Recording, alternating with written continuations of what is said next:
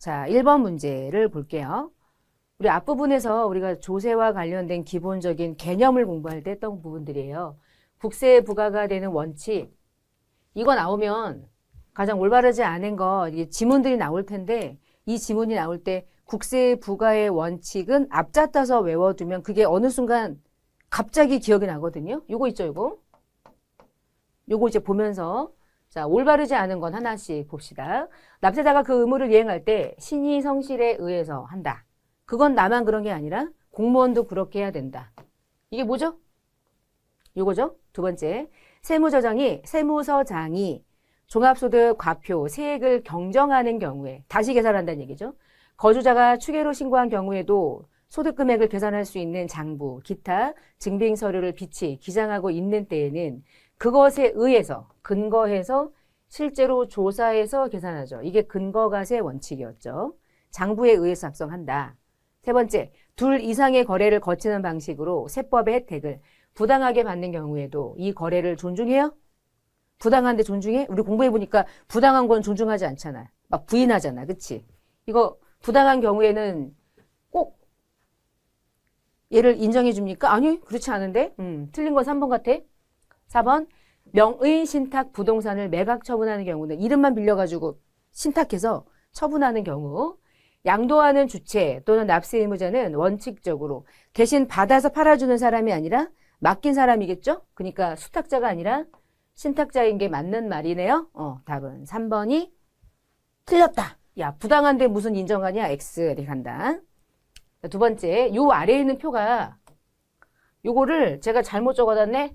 요게 5번 문제하고 관계가 되는 거야. 5번 문제랑 관계되는 거. 그러니까 요거는 잠깐만 없는 거라고 생각하시고요. 다시 이제 위에 가서 이자를 수령할 때 원천징수가 된 세액을 납부세액에서 차감하지 않고 법인세를 신고 납부했대. 이 경우에 과다 납부했대요. 수행해야 될 절차 중에 가장 올바른 것은 무슨 심파 청구를 합니까? 이거를 과다하게 신고했는데 당초 신고 납부 기한까지 과세표준 신고서를 제출하지 않은 경우에는 경정청구를 할 수 없어요? 그쵸? 그건 없지. 왜냐면 신고를 안 했잖아. 근데 무슨 경정청구야? 경정청구는 많이 냈는데 돌려주세요. 이게 경정청구죠? 이건 못하죠. 과다하게 신고.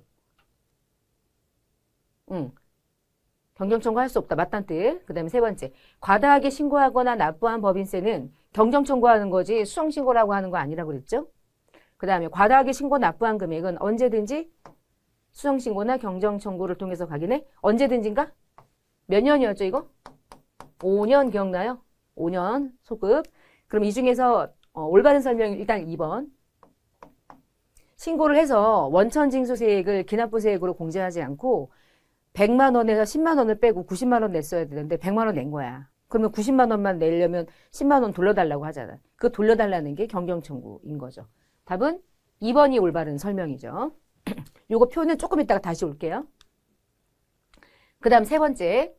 국세기본법에서 우리 송달이라는 거 공부했는데 송달과 관련된 설명 중에서 올바르지 않은 것은 국세기본법 또는 세법에 따른 규정하고 있는 각종 서류는 그 명의인의 주소, 거소 또는 영업소, 사무소에 송달하는 거지. 직접 송달하는 게 원칙이죠. 직접 가서 그 사람을 만나가지고 이러이러한 자료가 왔습니다.